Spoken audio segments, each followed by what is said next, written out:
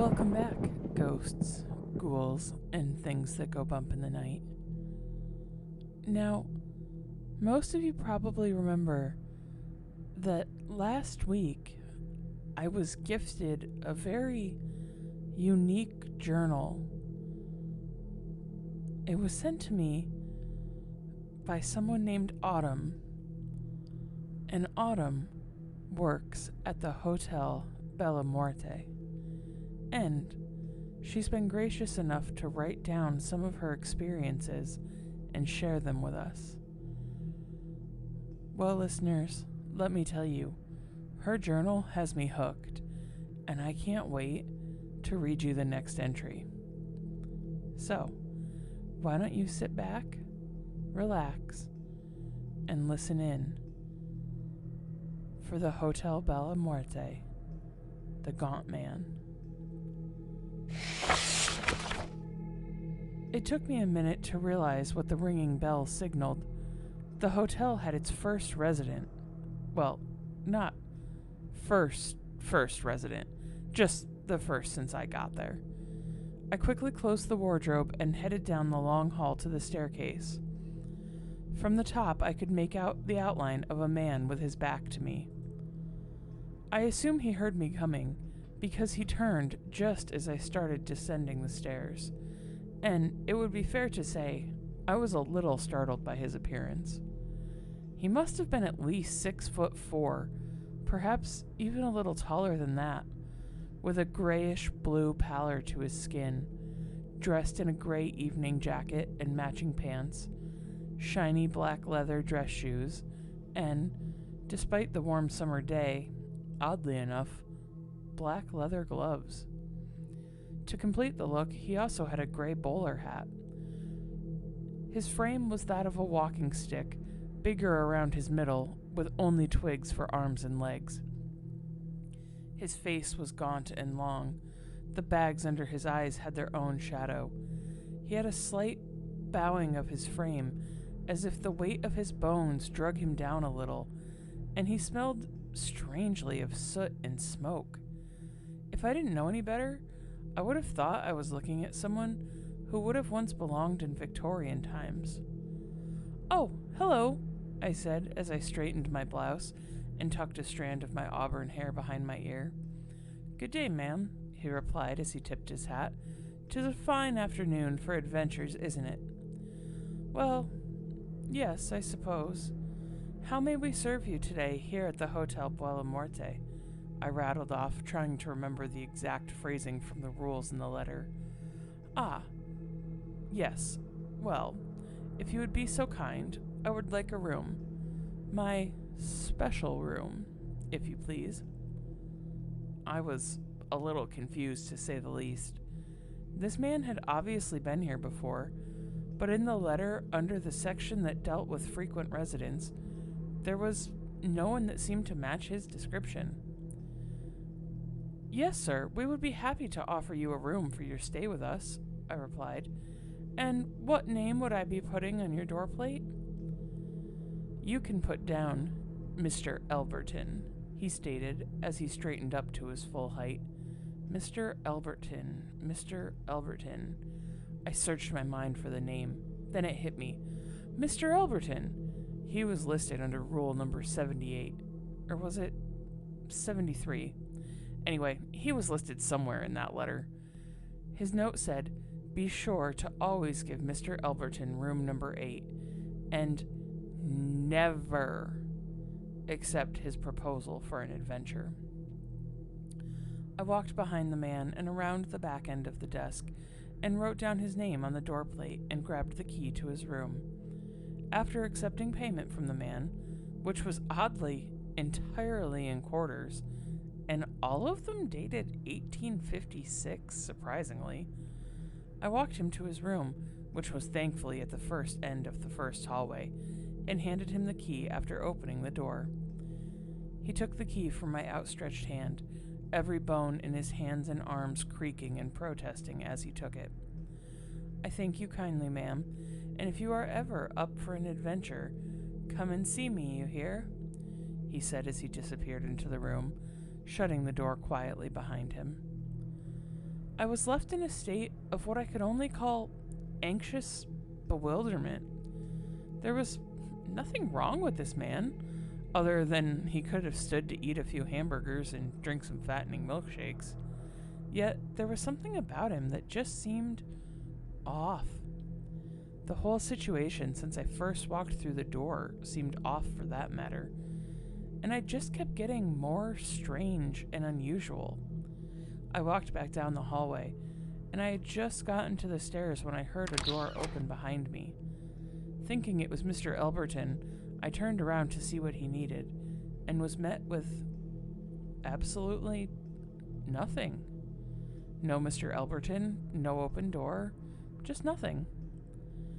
It didn't quite hit me until a few hours later, after having Mr. Elberton frequently and excitedly come out of his room to invite me to go on an adventure with him at least a dozen times, that I was the only employee, and in being the only employee, that meant every duty in the hotel was mine to do, from the cooking and the cleaning, to general front desk duties, to the entertaining and hospitality. Every single duty was mine to do. And if that was true, and I knew it was, as it was outlined by the letter, then why did I smell the most amazing smell of food that I hadn't smelled in a long time? Perhaps not since I had left home and my mother's good dinners. That's when it hit me in the letter that of all of the literal 100-some-odd duties outlined, not a single one said anything about cooking meals. But if I was the only employee, who made the food I was getting a whiff of? Maybe Mary or Martha were here. I quickly made it up the steps and turned at the end of the hallway, and walked into the dining room where I found the source of the delicious smell. In the dining room, on the side tables, was laid a full 4-course meal. This left me stunned. Who had made all this food without me knowing or hearing them? I quickly walked back into the kitchen, and then at the back of the dining hall to see if maybe someone was there, but much to my dismay, there wasn't. The kitchen wasn't even dirty, as you would have expected it to be. I walked over to the oven and felt the outside of the glass. No warmth radiated from the appliance. Now my anxious bewilderment had turned to outright anxiety. How had someone gotten by me on the way to the dining hall and made this spread without my knowledge? Was it perhaps when I had been on my phone? That just didn't seem right. It would have taken multiple trips to have brought everything in, and no one had passed by my desk. As I stood there floundering, I heard a familiar voice behind me. "Good evening, ma'am." I startled a bit and spun around to see Mr. Elberton behind me. "Oh, good evening, Mr. Elberton." And a fine evening it is, too. I was chased from my room by this delicious smell and came to investigate. "What do we have here?" he said as he walked over to the first side table. That was the first time I truly bothered to look and actually see what was in there. Before us was a salad bowl made on the finest crystal, and in it was filled to the brim with what looked like a salad. To the right, there was a large baked chicken, baked to a cold and brown perfection. And then there were the sides. There were, of course, mashed potatoes, baked potatoes, boiled potatoes, potatoes au gratin, just about every kind of potato there was to be had, as if the cook couldn't decide on any one type of potato, so he just chose all of them. A big plate of Brussels sprouts, no thank you, and broccoli, green beans, and asparagus. Then there was that weird dessert ice creamy type stuff that's meant to cleanse the palate. And then last but not least, the desserts. Now, I love dessert just as much as the next person, but the amount of desserts at that table was ridiculous. There were different types of cake, multiple pies, dozens of pastries, and at least 14, I don't know, I stopped counting at 14, but more than 14 types of cookies. I was dumbstruck. Everything looked and smelled wonderful, but who knows where any of this stuff came from? And did I want to risk it? I thought, even as my mouth watered in anticipation. I hadn't eaten lunch, so I was pretty hungry. Ladies first, said Mr. Elberton as he motioned to the table. I think I'm good. I'm not feeling very hungry at the moment, I lied. Suit yourself, Mr. Elberton replied as he began to dig into the salad. I watched as he made sure to get a little of everything, which was quite impressive to watch. I would have thought his thin, bony arm would snap in two at the weight of the plate alone, but he managed it without trouble and went to sit at the closest dining table. That's when he spoke again. Would you like to go on an adventure with me? He asked, raising an eyebrow. Now, this was easily the 16th time Mr. Elberton had asked me to go on an adventure with him. All the other times he asked, I politely declined, and he disappointedly walked away. I was trying to keep the rules, and the rules clearly stated never to accept his proposal for an adventure. But in that moment, I had forgotten the rules. I was still freaking out over the food when I half-knowingly replied, yeah, of course. That was when his face lit up, and it seemed that his face grew somehow longer, and a big, toothy grin played on it, and he practically jumped up from his chair. At last, he exclaimed, we shall have an adventure. And with that, he left his food on the table and reached his big hand with those long, spindly fingers and took mine in his, and with that, off we went. Down the hall and down the stairs, out of the hotel and down the street, to what I would have considered the end of town, and then, for some reason, back again. Back down the street, into the hotel, and then we went directly back to the dining room. Everything was as we had left it, except for the addition of at least 40-some-odd people, all dressed similarly to Mr. Elberton in Victorian dress, chatting and laughing and overall having a good time. I entered the room with him, and the crowd all stopped and stared, looking me up and down, and I suddenly felt very uncomfortable. As people began to lean over and whisper to one another, Mr. Elberton began to talk. Good evening, everyone. As I'm sure you have noticed, we have a new guest with us tonight. Her name is... my dear, I'm quite afraid I don't know your name. Perhaps you can share it with us all. Yeah. My name is Autumn, I said very sheepishly to the large crowd. Ah, Autumn, a lovely name.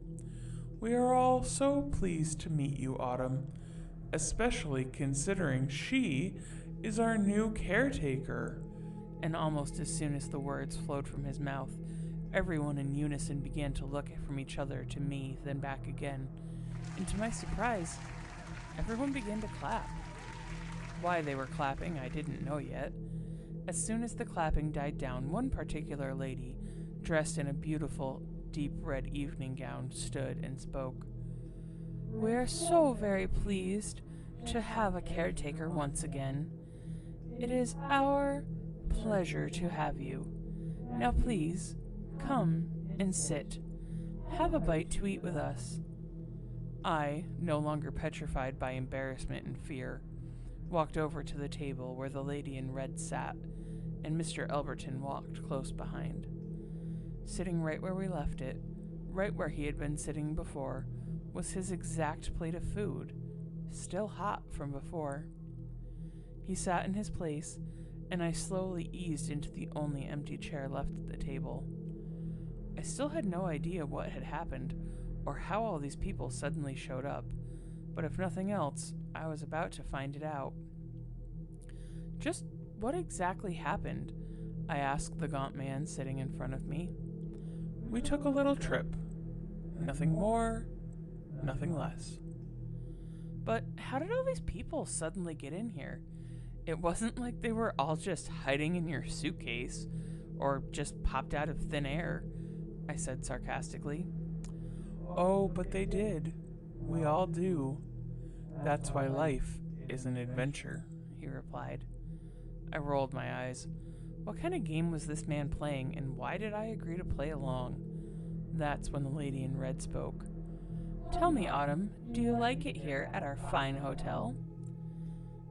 I guess I like it. I haven't been here but a day. Well, I think you'll come to like, and maybe one day, appreciate this place, she said. I hope so too. But tell me, what are you all doing here, and how did you get here so fast? She looked at me, puzzled, then looked from me to Mr. Elberton. You didn't tell her? Well, I just assumed she already knew, he replied slowly. No, what? I asked. The lady in red looked back at me and looked me straight in the eye as she put her hand on mine. This is a very special place. That's why we are all here. You see, when this place was made, it was built on special land by a special man, and everything that went into building it was special as well. This hotel exists in this world for sure, yet at the same time, it is not bound by regular logic and rule. Now I was even more confused than before. What do you mean it's not bound by regular logic and rules? This place is not in any one timeline, nor is it in any one place for long. It is everywhere and nowhere at once. And it exists only in the memory of those who have knowledge of it, she said. That makes no sense. Not a single part of any of that makes any sense. Oh, but it does. In fact, you've already seen it for yourself, she replied as she gestured through the whole room. You just don't know it yet, but you soon will. I looked around the room. All the people were no longer staring and had gone back to whatever they had been doing previously. I found it hard to believe what the lady in red had said. None of it was what I would call a normal thought pattern. It's not in any one timeline, nor is in it any one for long. It is everywhere and nowhere at once, and it exists only in memory of those who have knowledge of it. That's when it hit me harder than a ton of bricks.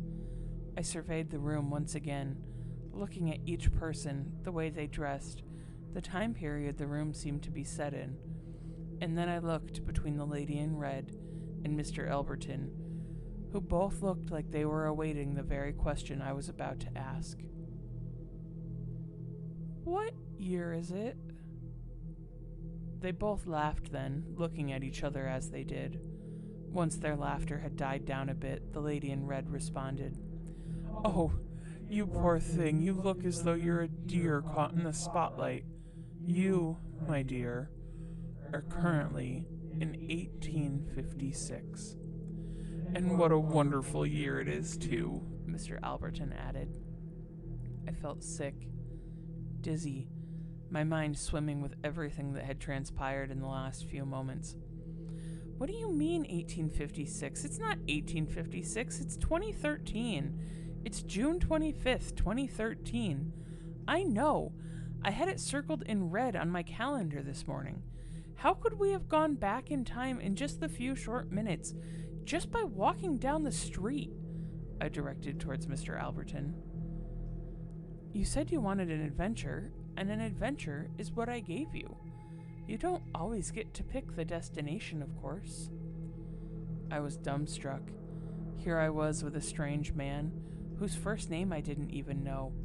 At least, I didn't think Elberton was his first name, but who really knows? He had somehow taken me back in time, to 1856 apparently, and I had no idea how, and I had no way of getting back to my own era. What was I to do? I slowly rose from the table, still looking at Mr. Elberton. I would like to go back home, back to June 25th, at precisely the moment we left. Mr. Elberton looked at me blankly, then slowly said, I can't. I snorted. What do you mean? You can't? Or you won't? I can't. I can take you back to a similar time frame, perhaps even to the same week, but never an exact time. That's not how it works, he said. Well, then take me back as close as possible. I want to go home. Home? Strange that in the few short hours of working at the hotel, I had already come to consider it home. Very well then, he said as he shook his head. Very well. He rose from the table and bid the lady in red goodbye and good night, and started to walk towards the door. As I rose to follow him, the lady in red called out to me, Goodbye and good night. I look forward to seeing you again, and I have a feeling it will be sooner than later. I nodded in her general direction, and then walked over to meet the Gaunt Man standing in the doorframe. He took my hand once again. Colder than ice was his hand, and I shuddered just feeling it. Then, same as before, he dragged me from the room, down the hall and the staircase, past all the buildings in town, and towards the very edge of the town. This time I wasn't stumbling behind him, and I saw him reach out as if he were grabbing something, and then he speedily ran us back to the hotel. Once we got back inside, he let go of my hand and walked to the middle of the room. I looked around, and to my surprise, no one else was there. No loud clinking of plates coming from upstairs. No loud, idle chattering. Nothing. I looked back at Mr. Elberton and asked, So, that's it? We're back? Just like that? Yes, just like that, he said with a smile. I think I'll head up to my room for the night if you don't mind. Perhaps another day we can go on another adventure that's more satisfactory. In the meantime, I hope you rest well. Good night. And with that, he began his trek up the stairs. I looked at the grandfather clock in the lobby. It read 12:13 p.m. I don't know how long I had been gone or what time we had left, but it was certainly late now. I decided to call it a night and head up to my room, but before I did, I finished locking up and all the other end-of-night duties. I had had enough surprises for the night. I headed up the stairs and went down the long halls. The place seemed unfamiliar still, and that's when I noticed, right there on the wall at the end of the second hall, a picture. To be more precise, a picture of the dining hall during some large gathering. The photo spanned the entirety of the room. At first glance, there was nothing remarkable in the photo. That's when my eye caught a floor-length, crimson-red dress. I took a closer look at the photo, and I felt my breath hitch. The photo was like any other black and white photo, with the exception of the lady in red. Her dress was the only thing of color in the whole picture. Next to her in the photo, on her right side, was Mr. Elberton, dressed in all gray, but on her left was, well, me. Complete with the out-of-style clothes for the time period, and the puzzled expression I'm sure I had worn on my face for most of the night. Under the photo was a placard that read, Midsummer's Evening Soiree, 1856.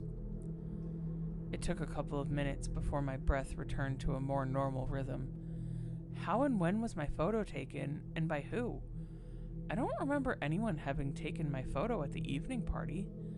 I tried to shake the violated feeling I now had, and slowly turned away from the photo. Continuing down the hall, I came to my door and slowly opened it. After shutting and locking it, I fell into a slump on my bed.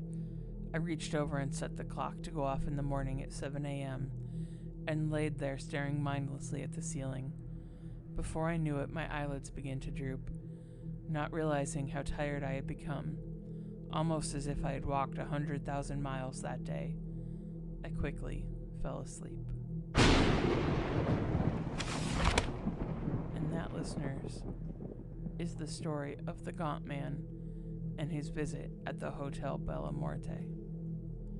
I hope you guys are enjoying these journal entries. I just think it's so fascinating, and while I haven't finished them all myself yet, I can't wait to see what else the hotel has in store for all of us. If you've had any fun hotel experiences, or if you just have a story you think we would find interesting, please send it in to me. You can always find me on Facebook at Haunted Horrorstorian Podcast, or you can send me an email at hauntedhorrorstorian@gmail.com. I'm afraid that's all the journal we have time for this week, my friends.